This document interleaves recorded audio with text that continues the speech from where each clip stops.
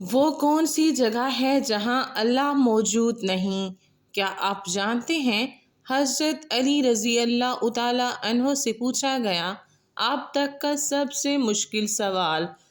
یہودیوں نے حضرت علی رضی اللہ تعالیٰ عنہ سے پوچھا کہ بتائیں خدا کہاں نہیں ہے؟ بسم اللہ الرحمن الرحیم۔ السلام علیکم محترم ناظرین، حضرت علی رضی اللہ تعالیٰ عنہ کو عقل و خرد کی اس قدر عرفہ و اعلیٰ صلاحیتوں سے نوازا تھا کہ جو مسائل دوسرے حضرات کے نزدیک پیچیدہ اور غیر حل شدہ سمجھے جاتے تھے، انہی مسائل کو وہ آسانی سے حل کر دیتے تھے۔ صحابہ کرام رضوان اللہ علیہ اجمعین ایسے اوقات سے پناہ مانگتے تھے کہ جب کوئی مشکل مسئلہ پیش آ جائے اور اس کے حل کے لیے حضرت علی رضی اللہ تعالیٰ عنہ موجود نہ ہوں۔ ایک دفعہ یہودیوں کی ایک جماعت حضرت علی رضی اللہ تعالیٰ عنہ کے پاس آئی۔ وہ حضرت علی رضی اللہ تعالیٰ عنہ کے علم اور دانائی کے مقام سے بخوبی واقف تھے۔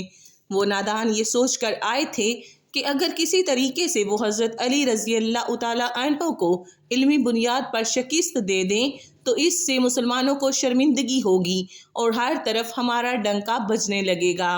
اس یہودی جماعت نے یہ منصوبہ بھی بنایا کہ ہم نہ صرف آپ سے سوال کریں گے بلکہ آپ سے سوال آپ کی کتاب یعنی قرآن مجید سے نہیں بلکہ اپنی کتاب یعنی تورات سے کریں گے۔ اس جماعت نے من ہی من میں یہ سوچ لیا تھا کہ اگر حضرت علی رضی اللہ تعالیٰ عنہ ہماری شرائط کے مطابق تورات سے جواب دینے پر راضی ہو بھی جاتے ہیں تو یہی ہماری جیت ہوگی۔ لیکن کیسے؟ محترم ناظرین، یہودیوں کی جماعت کا ماننا کچھ یوں تھا کہ حضرت علی رضی اللہ تعالیٰ عنہ بہرحال حضرت محمد صلی اللہ علیہ وآلہ وسلم کے ماننے والے ہیں اور حضرت محمد صلی اللہ علیہ وآلہ وسلم پر قرآن پاک نازل ہوا۔ یہ بات ممکن نہیں کہ حضرت علی رضی اللہ تعالیٰ عنہ کسی صورت تورات کے سوالوں کا جواب تورات سے ہی دے سکیں۔ محترم ناظرین، یہودیوں کی اس جماعت کا سربراہ جس کا نام رسول جالوت تھا، اس کی زیر قیادت یہ جماعت حضرت علی رضی اللہ تعالیٰ عنہ کے پاس آئی تھی۔ رسول جالوت بولا، اے علی، ہم لوگوں نے آپ کے علم کا بہت چرچا سنا ہے۔ حضرت علی رضی اللہ تعالیٰ عنہ مسکرا کر بولے، تو کیا اس بات کی تصدیق کرنے آئے ہو؟ رسول جالوت بولا، ہم آپ سے چند سوالات کریں گے، آپ کو ان سوالوں کا جواب ہماری کتاب تورات سے دینا ہوگا، اور اگر آپ نے سب کے سامنے ہمارے سوالوں کے جواب دے دیے تو ہم آپ کو باب العلم مان لیں گے۔ حضرت علی رضی اللہ تعالیٰ عنہ نے مسکرا کے جواب دیا، میں فی الحال اس بات سے بالکل غافل ہوں کہ تم لوگ کیا سوالات کرو گے اور تم کیا سوچ کے آئے ہو۔ اگر میں تمہارے سوالوں کے جواب دینے میں کامیاب ہو گیا تو کیا تم لوگ دین اسلام قبول کر لو گے؟ یہودی اس بات پر آمادہ ہو گئے کہ اگر ان کے تمام سوالوں کے جواب انہیں تورات سے مل گئے تو وہ یہودی مذہب چھوڑ کر اسلام قبول کر لیں گے، اور یہ اس بات کی دلیل ہوگی کہ جن سے آپ نے علم سیکھا ہے وہ یقیناً اللہ کی طرف سے بھیجے گئے سچے نبی ہیں۔ محترم ناظرین، اب تمام معاملات تہہ پا چکے تھے اور پورا مجمع خاموش ہو کر بیٹھ چکا تھا۔ سوالوں کا سلسلہ شروع ہوا۔ یہودی عالم رسول جالوت نے مجمع کی جانب دیکھا اور علم کے تکبر سے بھرپور لہجے میں سوال کیا، اے علی، یہ بتائیے کہ وہ کون سی چیز ہے جو خدا کے لیے نہیں ہے؟ یہودی یہ جانتے تھے کہ یہ مسلمانوں کی کتاب میں درج ہے کہ ہر چیز اللہ کے لیے ہے اور اس بات کا جواب حضرت علی کے لیے دینا ناممکن ہوگا۔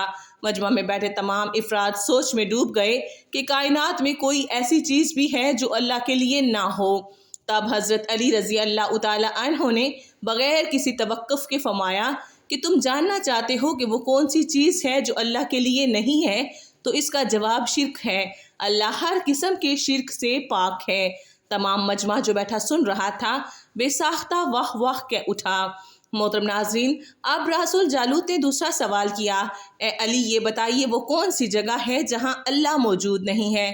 حضرت علی اس کو فوراً جواب دیا کہ اللہ تعالیٰ ہر جگہ موجود ہے۔ اس پر رسول جالوت بولا، اس سوال کا جواب آپ ہمیں ہماری کتاب سے دیں۔ حضرت علی رضی اللہ تعالیٰ عنہ نے فرمایا کہ کیا تمہاری کتاب میں یہ نہیں لکھا ہے کہ حضرت موسیٰ علیہ السلام کے پاس ایک فرشتہ آیا اور حضرت موسیٰ علیہ السلام نے اس سے پوچھا کہ تم کہاں سے آئے ہو؟ تو اس نے جواب دیا کہ میں 7ویں آسمان سے آپ کے پاس حاضر ہوا ہوں۔ اتنے میں حضرت موسیٰ علیہ السلام کے پاس دوسرا فرشتہ آیا۔ حضرت موسیٰ علیہ السلام نے اس سے پوچھا کہ تم کہاں سے آئے ہو؟ اس نے جواب دیا، میں زمین کے 7ویں طبق سے آپ کے پاس حاضر ہوا ہوں۔ حضرت موسیٰ علیہ السلام نے پہلے فرشتے سے پوچھا، 7ویں آسمان میں تمہارے قریب کون تھا؟ اس فرشتے نے جواب دیا، میرے قریب میرا رب تھا۔ حضرت موسیٰ علیہ السلام نے زمین سے آنے والے دوسرے فرشتے سے پوچھا، تمہارے قریب کون تھا؟ اس نے جواب دیا، میرے قریب میرا رب تھا۔ تو اس سے یہ معلوم ہوا کہ بلندیوں کی انتہا ہو یا گہرائیوں کی انتہا، اللہ رب العزت ہر جگہ موجود ہے۔ محترم ناظرین، رسول جالوت اب تھوڑا گھبرا گیا تھا یہ دیکھ کر کہ حضرت علی رضی اللہ تعالیٰ عنہ نے اس کے سوالوں کے جواب اس کی کتاب سے ہی دے دیے تھے۔ اب اس نے حضرت علی رضی اللہ تعالیٰ عنہ سے تیسرا سوال پوچھا، اے علی یہ بتائیے وہ کون سی چیز ہے جو خدا کے قریب نہیں ہے؟ حضرت علی رضی اللہ تعالیٰ عنہ نے فرمایا کہ ظلم ایک ایسی چیز ہے جو میرے رب کے قریب نہیں ہے۔ محترم ناظرین، اب رسول جالوت نے پے در پہ شکست کھانے کے بعد اپنے سوالوں کا زاویہ بدل لیا۔ اب اس نے علمی سوال کے بجائے تاریخی اور سائنسی سوالوں کی طرف اپنا رخ موڑ لیا اور بہت ہی تکبر برے انداز میں اس نے پوچھا، اے علی اس چشمے کا نام بتائیں جو زمین پر پہلی مرتبہ جاری ہوا۔ حضرت علی رضی اللہ تعالیٰ عنہ بولے کہ اس چشمے کو چھوڑو، پہلے یہ بتاؤ کہ تمہارے دل میں کیا ہے، اور تمہارے دل میں یہ ہے کہ وہ چشمہ بیت المقدس کی ایک چٹان کے نیچے ہے۔ رسول جالوت کے منہ سے بے ساختہ ہاں نکلا تو حضرت علی بولے کہ آج اپنی اصلاح کر لو، کیونکہ زمین پر بہنے والا پہلا چشمہ وہ نہیں جسے تم لوگ سمجھتے ہو، بلکہ زمین پر بہنے والا پہلا چشمہ وہ ہے جس سے حضرت خضر علیہ السلام نے پانی پیا، اور یہی وہ چشمہ ہے جس سے آب حیات جاری ہوا۔ محترم ناظرین، اب رسول جالوت مزید گھبرا گیا تھا۔ اس نے اسی گھبراہٹ میں حضرت علی رضی اللہ تعالیٰ عنہ سے ایک اور تاریخی سوال کیا، اے علی یہ بتائیے وہ کون سا پتھر ہے جو آسمان سے پہلی دفعہ اتارا گیا؟ حضرت علی رضی اللہ تعالیٰ عنہ نے جواب دینے سے پہلے ایک جملہ کہا، یقیناً تم لوگوں کے ذہن میں پہلا پتھر وہ ہے جو بیت المقدس میں نصب ہے، لیکن تم اس بات کو کیوں بھول جاتے ہو کہ خانہ کعبہ بیت المقدس سے کئی پرانا ہے، اور حجرہ اسود اسی وقت نصب کیا گیا جب خانہ کعبہ پہلی دفعہ تعمیر ہوا تھا، اور وہی پہلا پتھر ہے۔ یہودی آپ کے جوابات سن کر ہمت نہ کر سکے کہ انہیں غلط قرار دیں، کیونکہ آپ تمام جوابات انتہائی دلیل کے ساتھ دے رہے تھے اور ان کی اصلاح بھی کرتے جا رہے تھے۔ اب کی بار رسول جالوت نے ایک سائنسی سوال پوچھا۔ اس نے پوچھا، یہ بتائیے وہ کون سی چیزیں ہیں جو مسلسل کم اور زیادہ ہوتی رہتی ہیں؟ حضرت علی رضی اللہ تعالیٰ عنہ بغیر کسی توقف کے بولے کہ تم اپنے ماؤ سال پار غور کرو تو تمہیں خود ہی اس کا جواب مل جائے گا۔ رسول جالوت نے پوچھا، وہ کیسے؟ آپ نے فرمایا، کوئی دن اگلے دن کے برابر نہیں ہوتا، اسی طرح گزشتہ رات اگلی رات کے برابر نہیں ہوتی۔ یہی وہ دو چیزیں ہیں جو مسلسل کم اور زیادہ ہوتی رہتی ہیں۔ رسول جالوت نے جواب سن کر حضرت علی رضی اللہ تعالیٰ عنہ سے ایک اور سوال کیا کہ زندہ رہنے کی پہچان سانس لینا ہے، کیا کائنات میں کوئی چیز ایسی بھی ہے جو سانس لیتی ہے مگر زندہ نہیں؟ حضرت علی رضی اللہ تعالیٰ عنہ نے فرمایا کہ صبح جب نکلتی ہے تو سانس لیتی ہے، حالانکہ صبح کے پاس نہ روح ہے نہ جان۔ یہ سن کر وہ جلدی جلدی بولا، اچھا یہ بتائیے کہ دنیا میں وہ کون سی جگہ ہے جہاں سورج کی کرنیں ایک دفعہ تو پڑیں لیکن دوبارہ اس جگہ کبھی سورج کی کرنیں نہیں پہنچ سکیں؟ حضرت علی رضی اللہ تعالیٰ عنہ نے فرمایا، ہاں یہ سمندر کی وہ جگہ ہے جہاں سے حضرت موسیٰ علیہ السلام اور ان کی قوم گزری تھی، اور سمندر اللہ تعالیٰ کے حکم سے 2 حصوں میں تقسیم ہو گیا تھا۔ بس اس قافلے کے گزرتے ہوئے سورج کی کرنیں اس جگہ ضرور پڑی تھیں، لیکن اس کے بعد سورج کی کرنیں کبھی بھی وہاں نہیں پہنچ سکیں۔ محترم ناظرین، جواب پاتے ہی اس نے حضرت علی رضی اللہ تعالیٰ عنہ سے پھر سوال کیا کہ یہ بتائیں وہ کون سی 2 چیزیں ہیں جو ہمیشہ غائب رہتی ہیں، اور 2 کون سی چیزیں ہیں جو ہمیشہ حاضر رہتی ہیں؟ حضرت علی رضی اللہ تعالیٰ عنہ نے فرمایا کہ آسمان اور زمین کی طرف دیکھو، یہ دونوں تمہیں کبھی غائب نظر نہیں آئیں گے، یہ دونوں ہمیشہ حاضر رہتے ہیں، اور موت اور زندگی کو ڈھونڈو تو تمہیں ان کے بارے میں کبھی پتہ نہیں چلے گا کہ وہ کہاں ہیں اور کب آ جاتی ہیں۔ اگلا سوال رسول جالوت نے یہ کیا کہ اے علی یہ بتائیے وہ کون سی چیز ہے جس کا خالق خود اللہ ہے مگر اسی کے بارے میں خود سوال بھی کرتا ہے۔ حضرت علی رضی اللہ تعالیٰ عنہ بولے حضرت موسیٰ علیہ السلام کے عصا کا خالق خود اللہ ہے اور اس عصا کے بارے میں اس نے خود حضرت موسیٰ علیہ السلام سے سوال بھی کیا اور پوچھا کہ موسیٰ آپ کے ہاتھ میں کیا ہے۔ پھر اس نے اگلا سوال کیا کہ بیت اللہ کا طواف تو ذی حیات کرتے ہیں لیکن اس بے جان چیز کے بارے میں بتائیں جس نے بیت اللہ کا طواف کیا۔ حضرت علی رضی اللہ تعالیٰ عنہ بلا توقف بولے کہ کشتی نوح ایک ایسی بے جان چیز ہے جو طوفان کے دوران اس مقام پر پہنچی جہاں بیت اللہ ہے تو اس نے اس کے گرد 7 چکر لگائے۔ رسول جالوت نے باب العلم حضرت علی رضی اللہ تعالیٰ عنہ سے کئی سوال کیے اور تمام کے جواب آپ رضی اللہ تعالیٰ عنہ نے بالکل ٹھیک بلا توقف دیے۔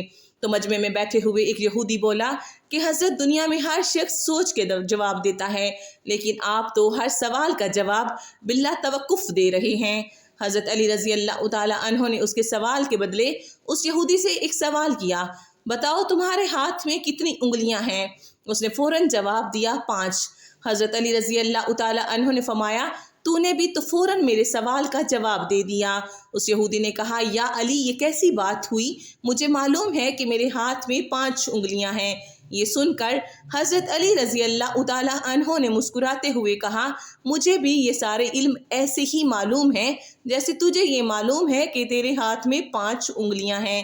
یہودی نادان نہیں جانتے تھے باب العلم کے پاس کائنات کے رازوں کا علم ہے، لیکن جب انہیں تمام سوالات کے جوابات ٹھیک ٹھیک مل گئے تو رسول جالوت سمیت تمام گروہ نے کلمہ پڑھا اور سب کے سب دائرہ اسلام میں داخل ہو گئے۔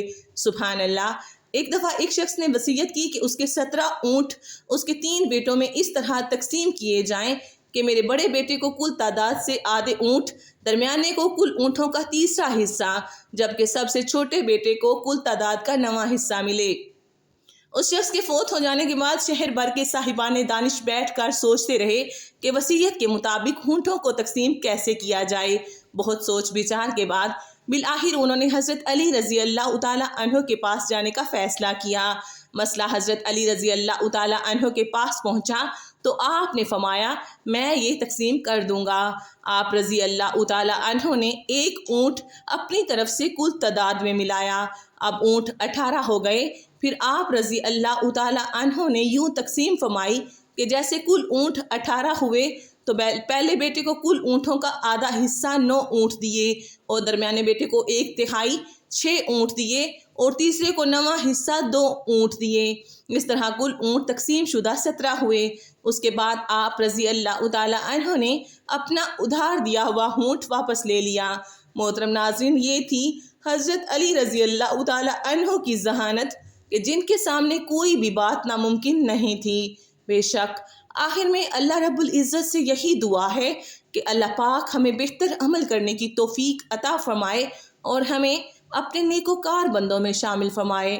آمین ثم آمین یا رب العالمین۔